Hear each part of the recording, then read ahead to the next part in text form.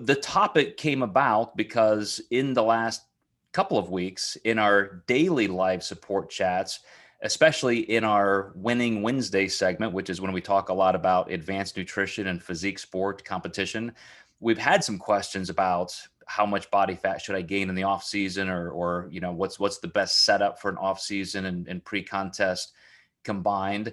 And I really thought, because of some of the questions we answered this week, this would be a perfect thing to explore. And when I say that I think you won't be too surprised, right off the bat, intuitively, you should be thinking, if you have to diet harder, meaning you're losing more body fat and more weight per week, you risk losing lean body mass. The longer you have to diet, you risk losing more lean body mass. The more cardio you have to do, you risk losing more lean body mass. I think those are all pretty commonly accepted, quote, stories. But I really wanted to see what a good smattering of research showed, and if there was any nuance, anything that we could really learn about the topic. So one of the first things, well, not the first thing, but one of the things I ran across, which is more of a meta-analysis in the International Journal of Obesity, was one where they did compare a pretty large amount of studies. As I said off camera, when you're talking about nutrition research, you're never going to run out of things to look at. And not all studies may be the best, and they may not all be very conclusive independently. But this particular systematic review looked at the difference between low-calorie diets, which would mean about 1,000 calorie deficit. So that's pretty low. I mean, as competitors, we would not even really want to go there, right? I mean, 1,000 calories a day deficit, that is definitely a low-calorie deficit. But a very low-calorie diet is medically something. The definitions vary. One of them is, it has to be like 500 calories. That's a Mayo Clinic very low calorie diet. Others will say between 400 and 800 calories, something like that. And then they through their grid of analysis, they looked at those same very low calorie diets with exercise.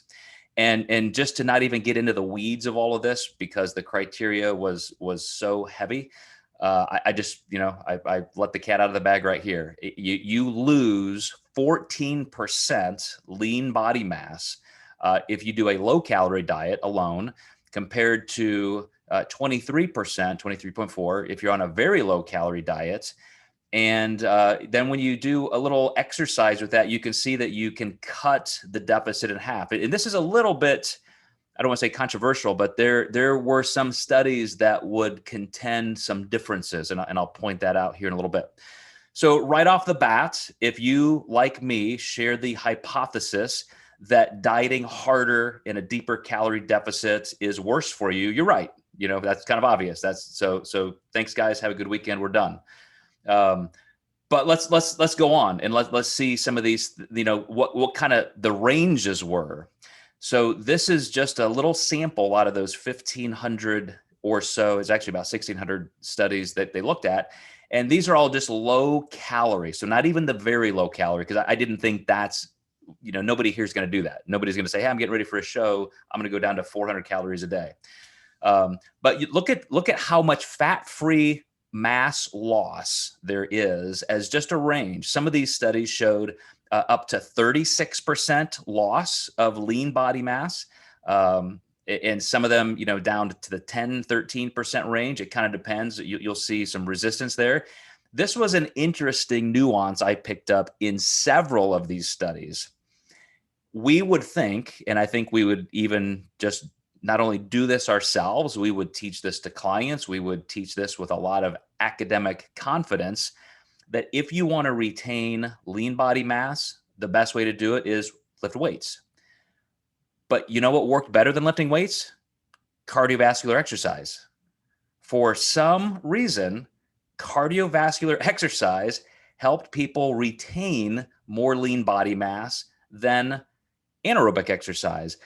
And something I think that could be studied on its own merit, but I'll throw out my own little hypothesis based on another study that I'll present here in a few minutes. I think because most of us in the gym lifting weights, we go at it pretty hard, and you know that the more muscle tissue you're using, you're working through the different energy systems. That becomes a pretty extra catabolic process, and that's why we talk about pre-workout nutrition, post-workout nutrition, and I think to our own detriment sometimes, especially in today's age where everybody wants more frequency and more volume and more duration. It just becomes more of a catabolic exercise than anabolic, or I should say endeavor, not to confuse the terms.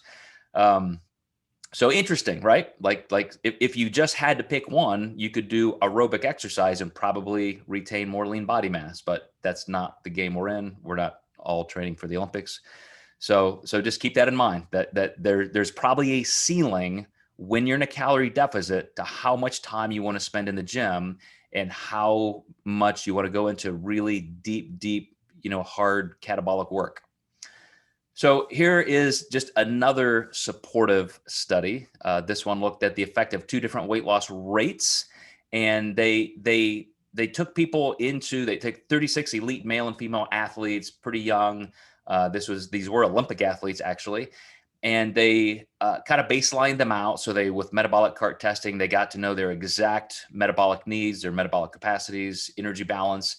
And so they set up two different groups, one to lose just half a kilo at a time and one to use a full kilo. So again, pretty aggressive. Even the group losing just half a kilogram, that's about a pound a week. That's pretty solid progress, or at least a pace.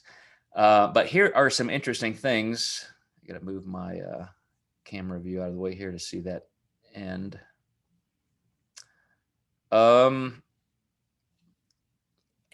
This is kind of surprising. So, because this is not an inpatient study, I want to say that we may not have the greatest level of confidence in the validity of this number. When you look at just body weight change, so one group is losing twice as fast as the other, meaning twice the calorie deficit, and yet the actual body weight change was identical. So if you were just looking at face value, you could make the assumption, well, gosh, if I'm trying to double my weight loss and I'm working that much harder, I could just cut that in half and I'll lose just as much. I'm not sure that's the case because, as you know, with self-reported studies, when you push people too hard, when you're asking them, for example, to do a ketogenic diet, there's sometimes more than a 30% error in self-reporting. In other words, they're binging and they're eating more and they're just lying to the researchers. So I want to say that what this at least finds out is functionally there's a limit to probably how fast we can lose. You start pushing people too fast, it's not that their, quote, metabolism starts shutting down and they stop losing. It's probably that they're sneaking a little extra food and you really just kind of bumped up to the ceiling of what you can really expect from a human being. But let's look at some of the other issues here. The group with the slow rate, they actually lost more fat mass. And the other group with the fast loss, they lost a little bit more lean body mass.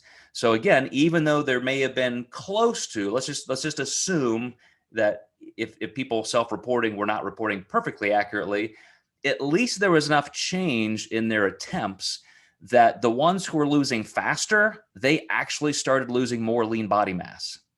And so I would ask you guys as competitors, if you are in the business of showing up to a contest or a performance sport, if you're a powerlifter with the most lean body mass, especially functional quality lean body mass, does it help you to lose weight any faster? I mean, you're going to be shooting yourself in the foot for sure. So part of the reason, again, that I picked this topic this week is to address some of the questions we had earlier this month from clients saying, hey, I'm at 25, 30, 35% body fat. Is that enough for the off season, or should I gain more body fat? And my answer has been, whoa, let's pump the brakes a little bit. Like, we may be way over. Like, why would you want to gain more? Because the longer you have to diet, the harder you have to diet, you're going to lose so much more lean body mass that you may end up in far, far worse position. And the thing I think you're going to get most from this presentation are some of the visuals I show you at the end. But by the way, this was also a performance study. So when you look at their 1 rep max on squats, deadlifts, presses, even a 40-meter sprint, again, the people who were losing weight the slowest performed the best by a mile. So again, I don't think I'm telling you guys anything you don't know as a conclusion, but I hope it's a little bit interesting to see that, there's a lot of good research on this stuff. So long-term impact, measuring the impact of weight cycling. I ran into a couple studies on this that were really important because it is sometimes told that I've been probably in error quoting some things that may have not been very valid, such as every time you yo-yo diet, when you start losing weight and then you gain and then you lose and then you gain, I've seen reports and I've seen studies that your metabolism just continues to kind of downshift and downshift and downshift into a worse metabolic capacity, some real functional, adaptation. And a couple of studies said, this is just really not that true. Your metabolism rebounds okay and you're fine. So current evidence does not support an adverse effect of weight cycling on body composition. But by contrast, severe weight loss in normal weight people, which I would consider most of us in physique sport, I think we would be classified as normal weight, even in the off season. We're not necessarily, too clinically obese, but you end up losing a large amount of lean body mass in the process of aggressive dieting, because we are the ones who are going down to 4, 5, 6% body fat. Then there seems to be, again, something I think you would think is obvious, a pretty high amount of regain, especially in abdominal fat mass. So this is what can tend to lead, especially in men, to heart disease and so forth, is that if there's any shifting in how we gain or lose body fat, and it'd be interesting to ask you guys, because as a coach and as a competitor, I have noticed some really odd little shifts. Like every time you lose weight, or every time I would lose body fat for a contest and then I would regain some weight in the off season, it always seemed to be a little bit different. It's like, man, do I have more body fat on my trunk now instead of my glutes, or is it, vice versa, or this or that? It always seemed to be just a little bit different, and not in a crazy way, but they are showing that that does happen. That's a physiological nuance.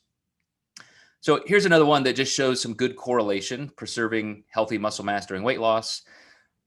Calorie restriction, a 30 to 40% calorie energy deficit. So again, pretty strong diet decreases the postprandial rate of muscle protein synthesis. So after you eat, one of the things we do, we train, right? And then we immediately want to eat some protein to get that protein synthesis. And even during the day, during our other meals, we want to always make sure we have protein at that meal. And we always talk about limiting factors like leucine, and did you get an even anabolic threshold response? And so that's that change of postprandial or post-eating rate of protein synthesis. But then you look at the overall nitrogen balance in your body as a general rule throughout the entire day.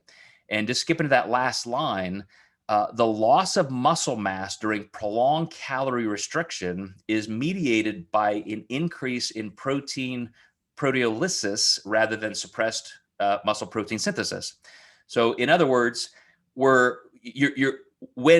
we are dieting and we're consuming protein right after training, and we're even consuming protein at those meals, when you're dieting too hard, you can't even keep up. Like even that amount of protein is not enough to keep protein synthesis going at those critical meal times. Meaning, again, there's just a rate of fat loss that's too much. You keep it on the more moderate side and you're fine. You get into a chronic calorie deficit that's so far your body's truly fighting for survival, then you cannot even keep up with protein synthesis when you're consuming enough protein. So that's where the increased loss of lean body mass really comes into play. Okay, I think I've only got one or two more studies. One of the things I could not do for this particular topic, I couldn't just pick one study and say, hey guys, this is the greatest study ever, let's pick it apart. there's just way too much information out there for this particular topic, because you're really looking at, asking the question, what is the best way to diet? Pretty broad general question. But then you whittle that down to, fat-free muscle mass retention and so forth. And there are just too many roads we could go down. So it has been suggested that fat-free mass loss should compose no more than 30% of total weight loss. So first of all, let that ring in your ears for a second. Researchers realize that when you put somebody in a calorie deficit, 30% muscle loss, that's pretty good. That's pretty average. Like that should keep you up at night as a competitor. Like 30 freaking percent. There's no way I'm going to let 30% of my weight loss be from muscle. But here's a cool little nuance that is kind of weird to conceptualize, because skeletal muscle mass in obese has been shown to consist of an increased amount of low density muscle tissue. So researchers will sometimes call this just like low quality muscle. It's like shitty muscle. That muscle doesn't even count. You got good muscle and you got stupid muscle. And what really categorizes that differently is that over time, and this is going to be one of my final points today, it's the density of the muscle mass. It's the functionality. It's how long have you had that lean body mass on your body? So there is increased capillary density. There is increased mitochondrial density. That actually matters. So as you're gaining amino acid content in muscle fibers, and those muscle fibers are growing, they become better, higher quality, better functioning parts of your anatomy that do stay with you longer. Like that's the muscle that you don't necessarily lose over time. So there is such a thing as, quote, low quality muscle. And it's the physiological principle of last in, first out. That low quality muscle that may be just like baby muscle, so to speak, as soon as you hit a calorie deficit, that shit's gone. Like your body's going to catabolize that like it was never there in the first place. So let's go back to our hypothesis. I'm a competitor. I'm in the off season. My coach says, hey, dumbass, gain 60 pounds. The goal is to eat as many calories as you can. That's what you should really be doing.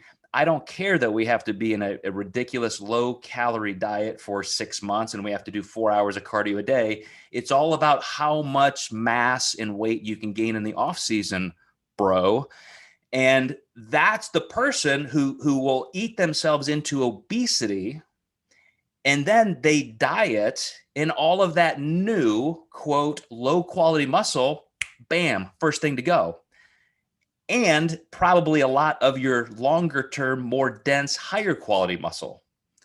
So let's dig in here just a little bit. This is one I threw in there for fun. I almost didn't put this in there, but look at this, man. A study from 1967, testing this kind of stuff. This is how long these people have been looking at this. And I'm not going to dig deep into this, but they really looked at a severe, like this is kind of a clinical study where they've got people in the lab and they're putting them through extremes and they're drawing blood. This isn't like, hey, let's put 100 people on a diet and test them for 6 months. This is like, we're just going to look at what's happening in the bloodstream. And so they put people on a 600 to 800 calorie diet. Those are the people who are lucky. They got to eat 600 to 800 calories. Other people got to eat only 150 calories a day. And so it was almost a fasting type study. But they showed that you would lose, look at that, 22 grams of lean body mass loss for the moderate versus 143 grams of lean body mass. So you're literally looking at a 600% increase of extra, fat-free mass loss. And only to show you again that there is correlation. The harder you diet, the more muscle you lose. That's just the end of the story. So here's what I want to get to. And this is why I said this is not going to be a super long presentation, because I want to talk a little bit more off the cuff, doing some Q&A.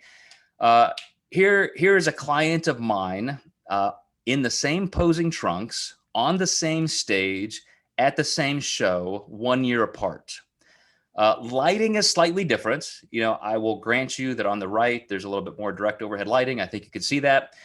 But to your discerning eye, when you look at just actual muscle mass that you can attribute to just a better look, is there anybody who would argue against me that on the right, he looks bigger and denser? Okay. I see no hands. He was 183 pounds in both of these pictures, 1 year apart. Maybe a little bit of body comp difference. Maybe he was a half a pound or a pound leaner on the right, that kind of thing. But again, I mean, talk about a case study, a dream case study. Same person, same stage, same weight, same trunks, same pose, 1 year apart, exact same weight. Here's the difference.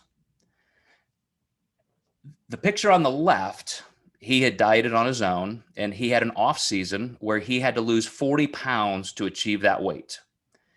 And he got second place at that show, and he hired me right after the show. So instead of just for prep, we had the off season first. And I said, hey, Mr. Client, I got an idea. How about we not put on 40 pounds this time? If you want to do this show next year and you want to win this, maybe we'll be a little bit more moderate so we don't have to diet as hard. And I'm going to tell you a secret. I think you're going to be bigger and you're going to like it. You're not going to have to diet as hard. You're not going to have to do as much cardio. And even though it goes counter to everything you think you know, if you trust me, I think I got a surprise for you. So he won this pro show. I think this was the Mr. Universe. And the difference was after only having to lose 15 pounds. So he didn't get that great off season, right? He didn't get to gain 40 pounds. He didn't get to walk around feeling like King Kong, in the off season.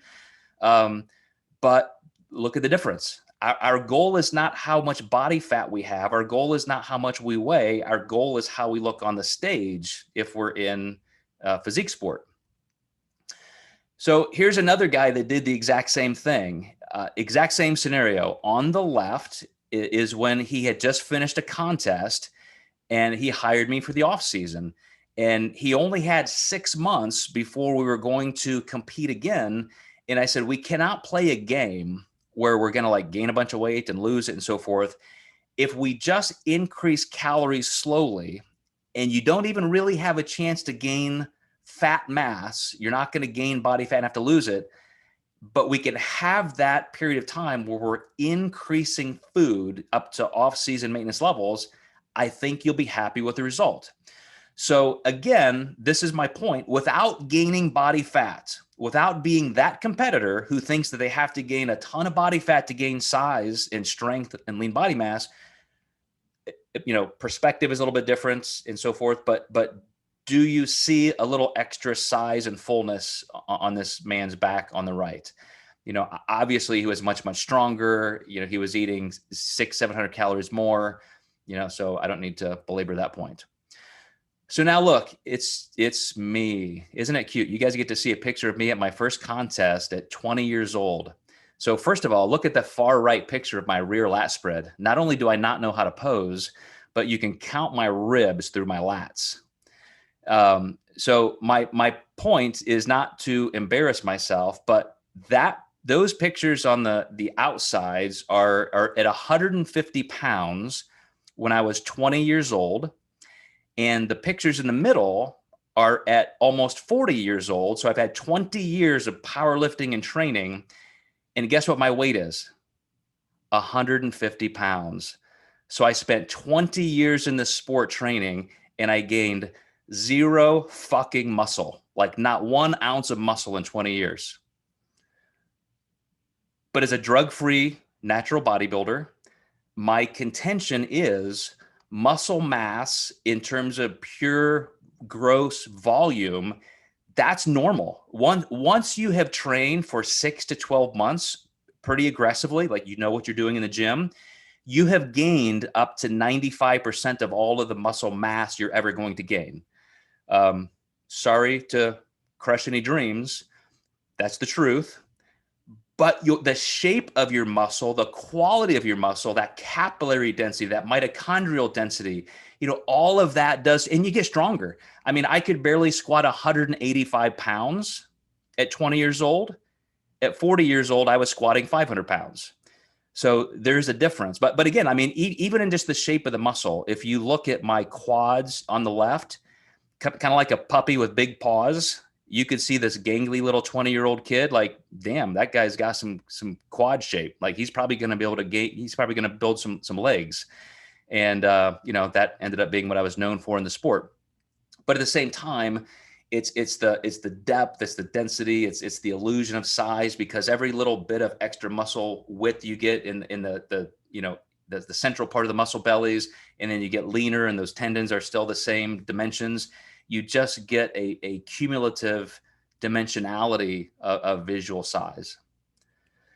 It'll be fun hearing you guys ask questions about this, because it is, as I would say, a pretty uncontroversial topic. The harder you diet, the bigger the calorie deficit, the longer you diet, the more muscle mass you're going to lose. But how does that translate to us in the off season and the pre-contests, as we go through that? So the floor is yours, guys. Feel free to ask any questions you want. You can, I think Steve's already unmuted, so go right ahead there, sir. Hey, you were talking about low calorie dieting and even at consistent protein feeds through the day, still losing body mass. Would that have any reason because you were converting protein for energy use because there was not enough in the daily intake? Also, is that Yeah, if you look at all of those ranges, Steve, in that one table I showed, you had up to 36% muscle loss and as low as like 9 to 10%. That's kind of what you're shooting for. It is, if research shows an average lean body mass loss through aggressive dieting is going to be about 30% could be expected. You want to be the person overachieving, and if you are just at 30% of that at 10 pounds, that's a big deal. And it goes like this, Steve. I've shared this before in all of my own personal body composition testing over the years.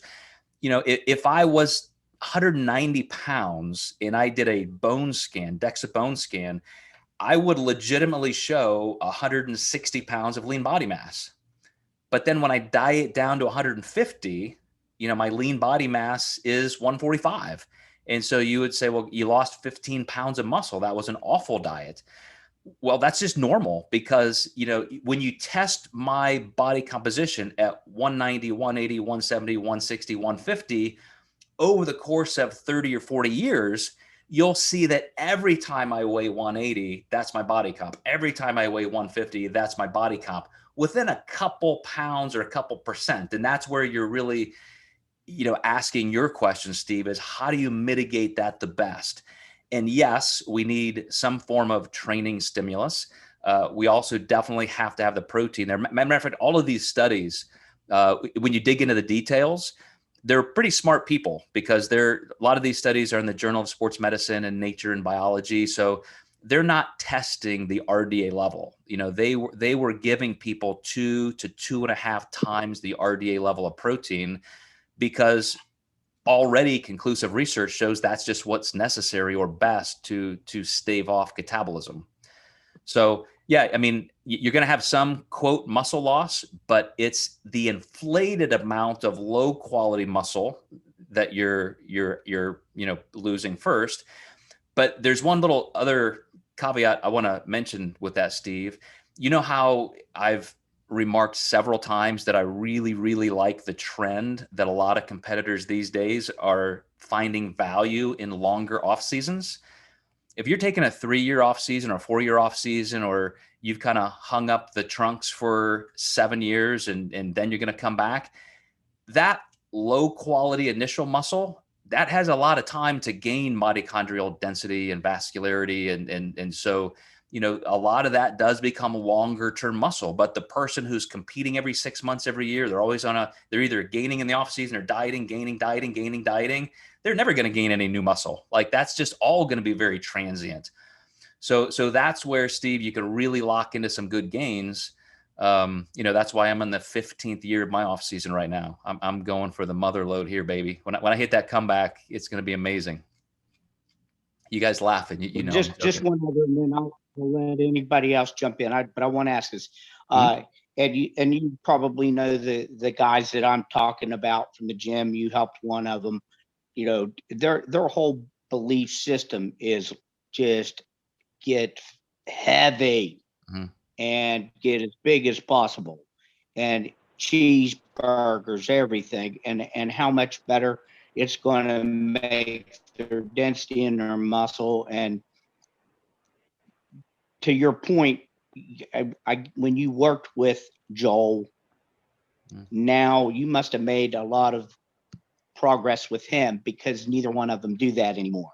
Yeah, So, I mean, you know, maybe I had a little impact, but I think a lot of other people are giving out good information as well. But if the topic came up, what, if anything, does fat do to help you develop muscle mass? To a certain point, Steve, there are two factors. There's metabolic function, and there's just a sheer form of physics. So, you know, Andrew's actually a mechanical or structural engineer. So, you know, when you have something that's a certain size, there's a difference to it, a weight load, bearing surface, spreading that out. But when you go to biomechanics, you're creating a lot of change, like even in the joint spaces and so forth. So gaining extra body fat can almost give you this internal compression.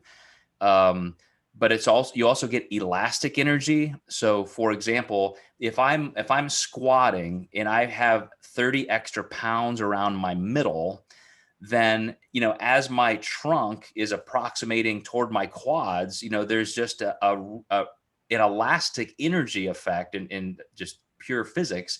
And so you get a little stronger. And as you gain some weight and you have intramuscular fat, you can feel, again, it's not contractile, it's not functionally assisting you, but from that elastic energy standpoint. And that allows you to handle more weight. And so if I can put more weight on my back to squat, all of the muscle tissue in my body is going to have a chance to be under a higher load. And so that's how you do get stronger. But there's a law of diminishing returns. How much of that body fat is really important. So as I said earlier, every powerlifter knows that they can reach a point of body composition, fat mass, that actually hurts their performance, because now instead of extra compressive and elastic energy, it's just inefficient, body mass that impedes their movements. So, as I mentioned to you, I have fluctuated between 150 pounds contest weight, and I've never been as high as 200 pounds one time. And yet, no matter how high I would get, my PRs in every single lift always happened around 175 to 180. And I kept wanting, man, if I just get to 190, if I get to 195, if I get to 200, I'll be so much stronger. And I just never did.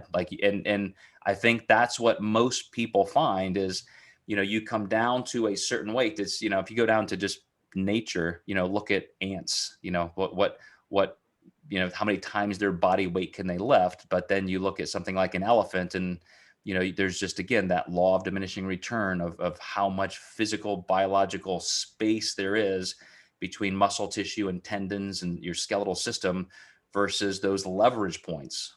So to answer your question, you have to be in a calorie surplus enough to be above your metabolic set point. You have to have enough of a calorie intake to maintain that maintenance, so you don't have waves of catabolism, while you're trying to diet. So I think an off season should be pretty diligent. Your nutrition should be spot on and regulated, and you should really try and cover up those potentially catabolic spots in your days.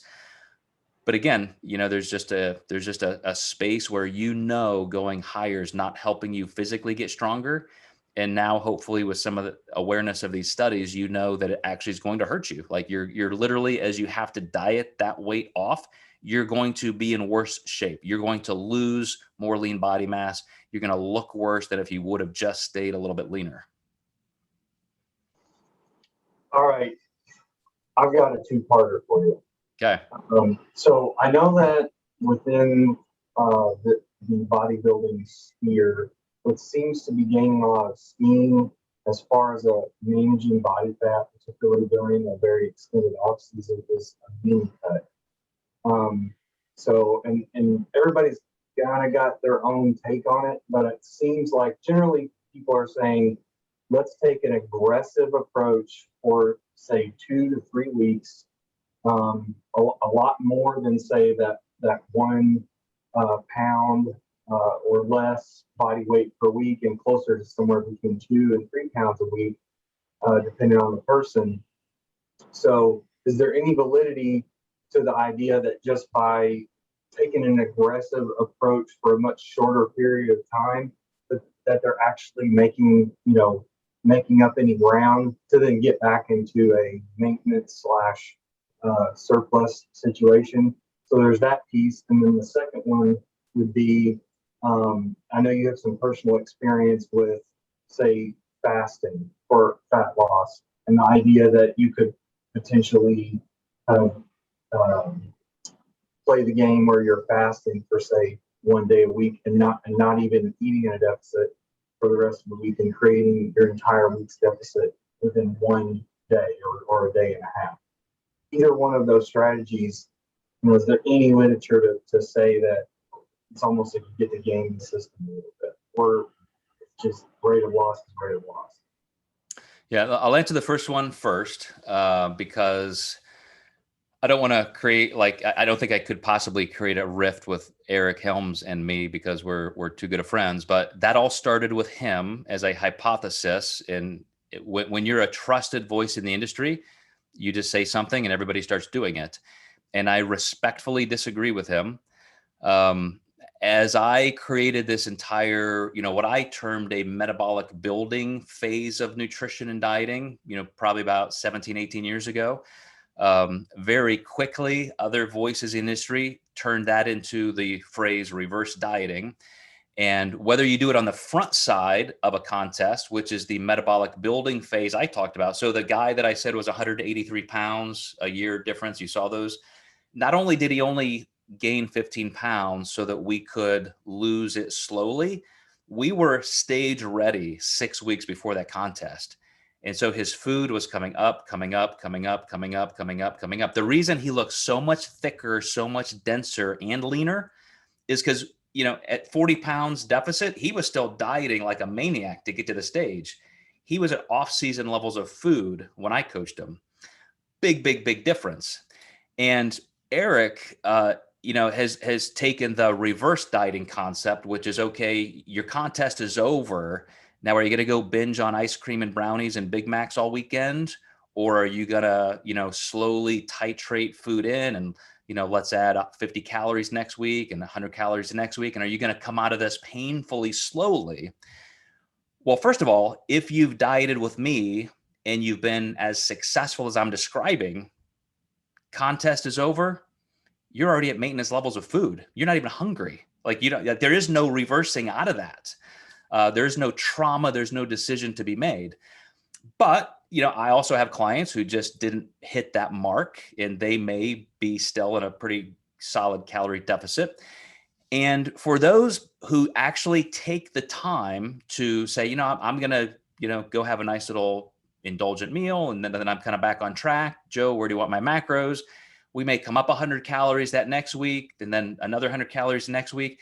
It happens so rapidly that within 4 to 6 weeks, their calories are up to a level where they feel sated. They're feeling like a monster in the gym. Everything's great. And they still don't have any fat regain. Eric's hypothesis is that these people are critically low in food. So there's hormonal suppression and adaptation, and we gotta intervene. So let's get their body fat up, like go eat like a maniac for 2 or 3 weeks, like you said, to rescue them, and then we'll start the off season. I disagree. I have 30 years of experience working with clients doing things all different ways. And I don't think you have to have that fat regain in a massive surge of calories to feel well and to be well. So there's that part of your question. On the fasting, I would say, I don't think there's any research to compare it as deeply as you're asking, but because we know there is research and just kind of an accepted dogma that to eat enough protein and to space out your protein and to meet those, anabolic thresholds at each meal, like that's the norm. That's the baseline of being a responsible dieter. But we also know, because of just cellular receptor site adaptation, that sometimes your body just gets used to that level of food intake and that cyclical nature of amino acid content and nitrogen in your bloodstream. And now it takes, like any drug, more and more and more and more to get a response, a threshold response. And so you may not be getting the protein synthesis you thought. So to do some protein fasting, in the very least, to say, well, maybe we don't need to spread out 175 grams of protein over 9 meals, like maybe we can do it in 3. You have other meals where they're just carbs or whatever, and we may not eat protein for 6 hours, but then we have a higher amount. There have been studies to show that you are, as you said, Andrew, kind of gaming the system. You get more protein synthesis at those meals. But now you have to do the long-term math in real clinical application and say, okay, higher threshold, infrequent meals versus titrating it very carefully and maybe less receptor site, affinity work. How does the math work out over 6 months? Does one of those two groups really retain more lean body mass? And I don't know if there would be much difference. I really don't. I think it would come down to, you're still getting the same amount of protein per day, per week. And so I just think that's where individually, by our own deviations, one day being a little bit different, I think that's probably the best thing we can do, is that maybe the baseline reality is a pretty normal day, a normal week. And then when you have those days where you just can't keep up, you have 1 or 2 meals less and you're having to eat an extra big meal here or there, like maybe that's actually beneficial. You're getting the best of both worlds. But I really do think if there was a study done on that, it would just show, like so many other things in biology, it's just that like total work matters, total calories matter. I think total protein matters more than what you're describing. Good questions, guys. Who else has anything? Dan. I got something for you, Joe. First of all, when you asked earlier about, seeing changes in your body from year to year in preps, like you had mentioned, I definitely see that this year. I see that my hams are a lot leaner than they were last year, and my abs are a little bit more holding more fat, even if I look at what weight I am today versus what weight I was last year. So I noticed my body holding the fat in different places. I also noticed that I look a lot denser based on the training programs that you provided. I look at what I was doing versus what I am doing. What a difference. I mean, I never trained like this. So I think I actually got newbie gains this year, because one of the things that Brett Contreras talked about in one of his videos was, yeah, there's only a certain way to build muscle and lose fat at the same time. But if you never train properly, that could be a 4th or a 5th way. And I'm getting a sense that that's what I'm experiencing this year. So thanks for that. For sure. My question is balancing protein synthesis with fat loss. For example, on Wednesday, Jesse talked a little bit about, meal timing and the metabolic switch, which we talked about, in previous podcasts and, presentations. So on one hand, you want to make sure you spread out your meals long enough for that switch. But on the other hand, you want to maximize protein synthesis, especially during contest prep, where we just saw that you're in danger of losing lean body mass. So what do you think is the balance there? That's the golden question, right? That's what everybody tries to figure out. And this is why things like branched chain amino acids became so popular. I think it was either Mario Di Pasquale or Charles Polquin, somebody like maybe 15 or 20 years ago, had everybody like literally in the gym with a bottle of branched chain aminos, and like every 10 minutes you're taking like 2 capsules, and then you do a set. Take 2 capsules and do a set, because oh my gosh, if you just miss like those 10 seconds that you could have been anabolic, you're going to lose muscle. And then that's when Scivation created Extend, so it could be a drink mix. And then all of a sudden, all my clients are carrying around like pink and blue and green, gallons of water all day because they're like, they can't drink any water without branched chain aminos. And what that did, instead of just making everybody super anabolic, is it's just like having an IV drip of amino acids that now your body's going to use that as energy instead of body fat. So you do have to have those spans of time between meals where you're just getting zero nutrition, no calories to interfere with fat loss, knowing that the deeper you go into that meal cycle without food, then yeah, a greater and greater and greater percentage of the energy harvested will include some amino acids. And so, I think this is where it's super smart for Eric to have hypothesized these diet breaks. He looked at people like me who for years before he was even lifting weights, we would all have a cheat meal, a higher calorie day, a this or that. We all had ways of mitigating, the effects of a calorie deficit. Even people in ketogenic dieting, if you look at the old, Perillo and Beverly and all of these people who would do nutrition programming like in the 80s and 90s, and if it was purely ketogenic, it wasn't purely keto, it was kind of bodybuilder keto, but they would always say, okay, like every Wednesday and Saturday, have a baked potato or a bowl of oatmeal. It's like keto until then, but carbs, just to make sure you get a little bit of an anabolic break. And I think that, Eric's hypothesis that, well, maybe like one meal or one day is not enough. What if we did 2 days back to back? So we have these little micro diet breaks. I thought that was brilliant. And I started testing that with my clients, and I think we had good results. I think a lot of people, instead of one really, really big meal, may do better with it spread out over 2 days. But again, just like some of the research I went over today, I think you can still be so far behind, as that one super low calorie diet showed, that you're just not even getting protein synthesis when you're eating protein because you're such in a deficit.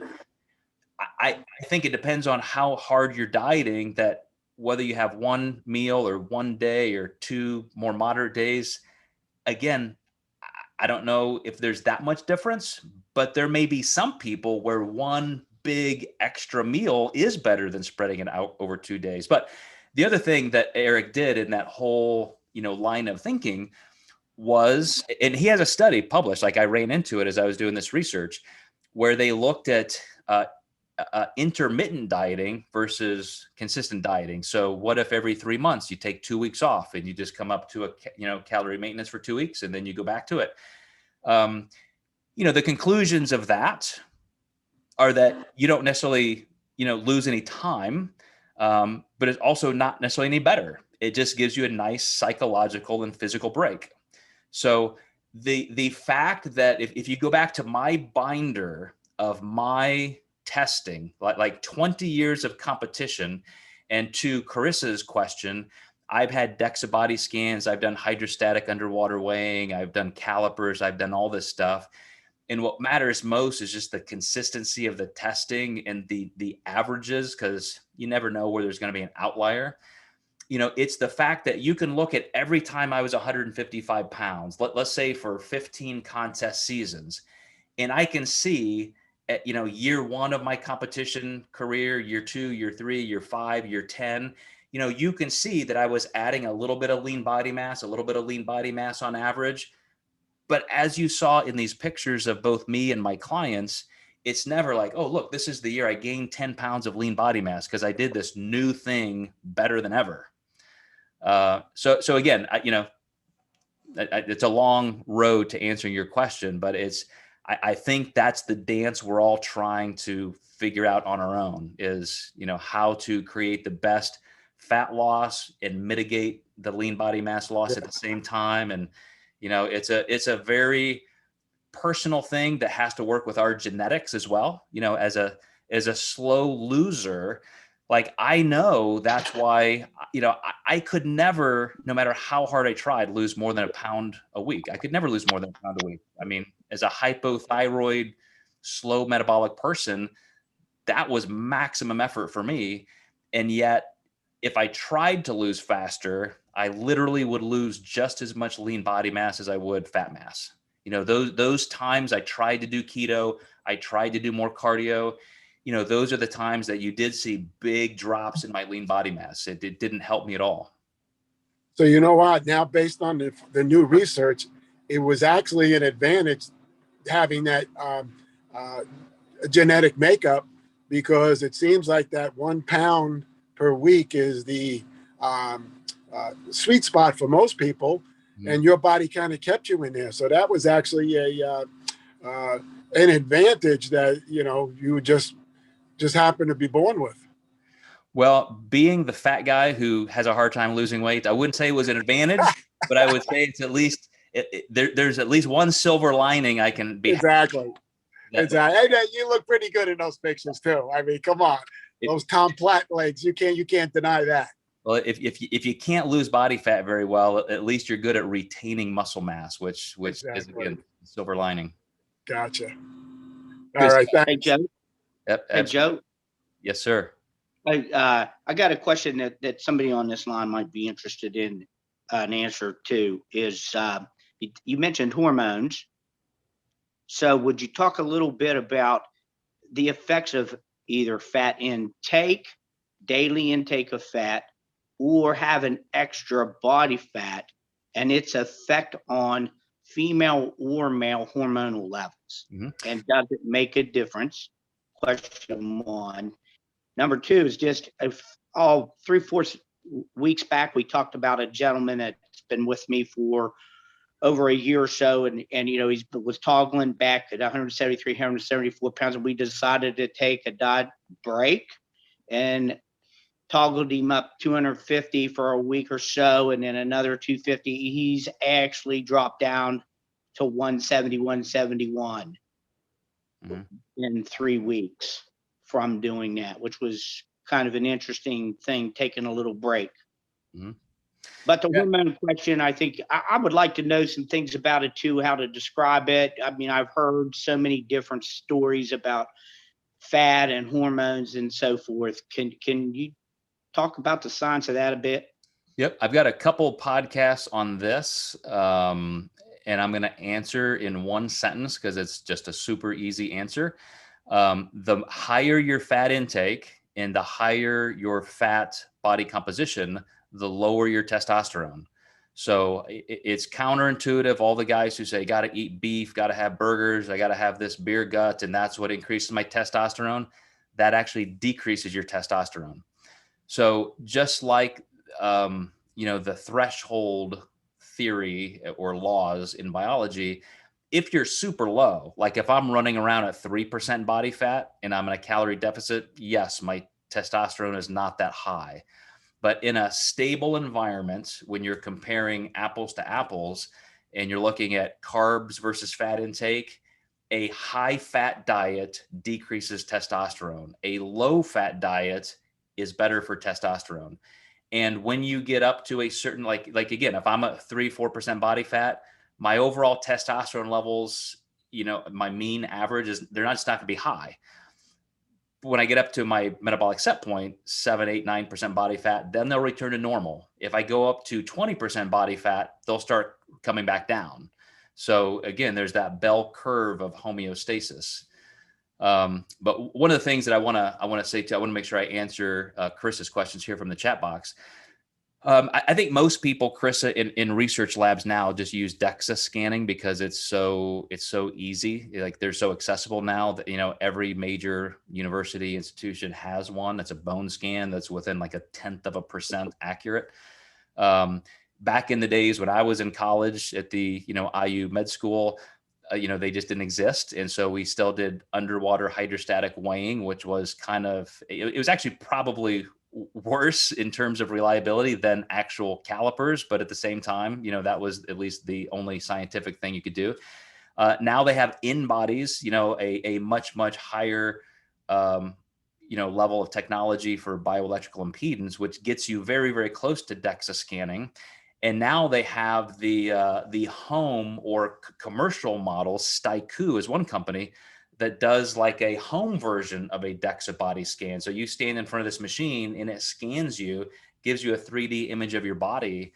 And so I think between that and in body, type test, you're so close to a bone scan that that those are just the best you can get. When you're really lean enough, then calipers are good information, because if I've got my abs down to 4 millimeters, if I test at 4.5 one day, like there's such little tissue there that you're really measuring a good change. So that's one of the things I used to do as well. And so I could take my body fat measurements, with that. I could look at photos, I could compare that to weight.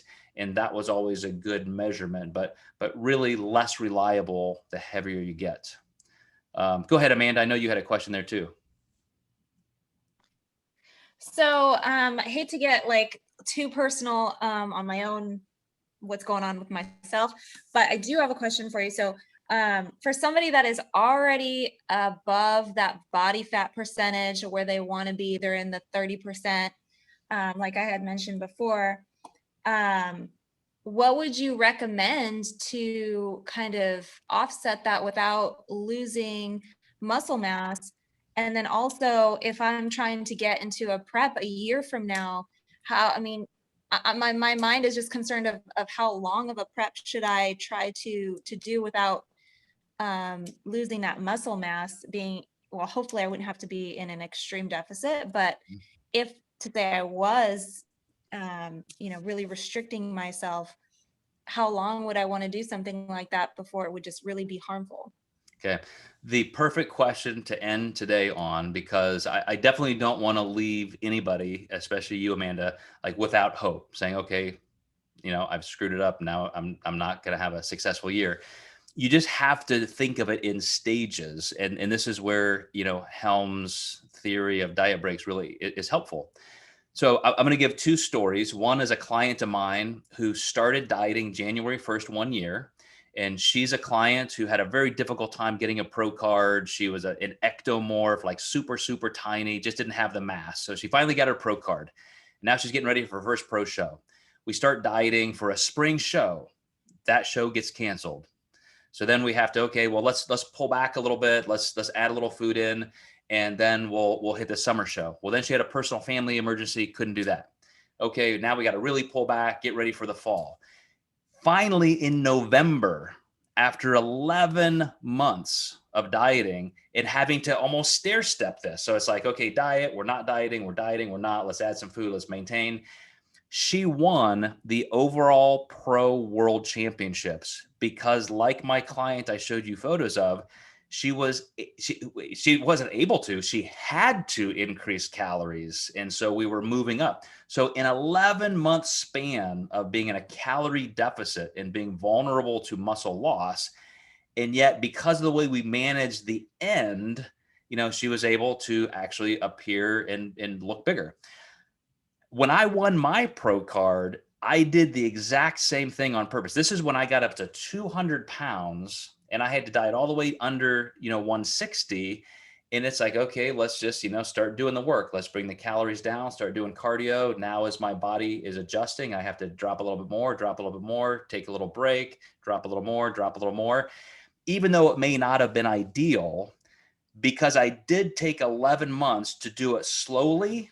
That's how you mitigate muscle loss. All of the crazy percentages of lean body mass loss you saw in these studies are people doing very low calorie and low calorie dieting for intense bursts. So if you don't try and go from 30% body fat to 8 in 16 or 20 or 24 weeks, you're going to be fine. Right now you could say, okay, look, I'm definitely cashing in the chips. I'm done trying to gain weight. Like I'm going to just kind of settle here for a week or two, let my body fat come down a little bit. You could probably start losing half a pound a week or just a pound or two a month and still get stronger. Matter of fact, one of the studies I did not point out, but there were people, the people with a more moderate calorie loss, they actually gained muscle in a calorie deficit because the calorie deficit was so moderate. And to one of Dan's points, you know, the novelty or the improvement in training probably had something to do with that. The training is better, you know, different kind of stimulus. So you're going to be fine, but don't think, okay, I got to smash all this into, you know, just a really good aggressive diet prep. Just take your time and chunk out the amount of work you have now, and it'll be perfectly fine. The second part of my question was for women, hormones. Mm-hmm. Was actually what I was wanting to know. Same thing, Steve. Same thing. Okay. I mean, it's just like, you know, high fat diets decrease hormones. High body composition levels of fat decrease hormones.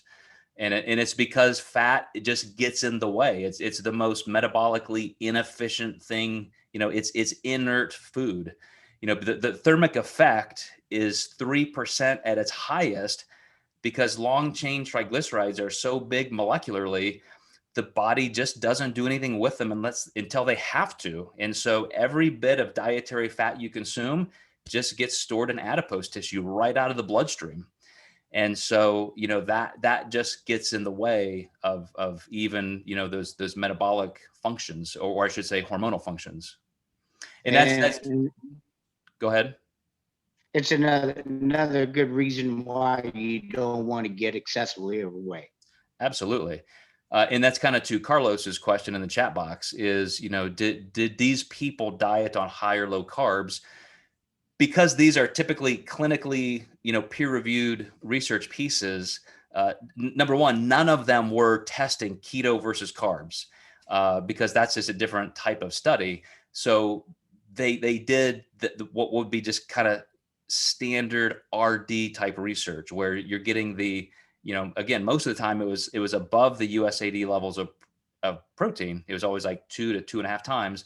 But then it was your classic, like, you know, 50 to 60% carbs, 10 to 20% fat, because it goes without saying, the research is so conclusive that low carb ketogenic diets are inferior. And so no good researcher is going to try and study serious topics using a low carb approach, because that is already just the worst way to eat and the worst way to diet. So, but again, those studies are separate. I mean, there are studies showing what I just said, but they would never use that to try and test actual metabolic function in the human body.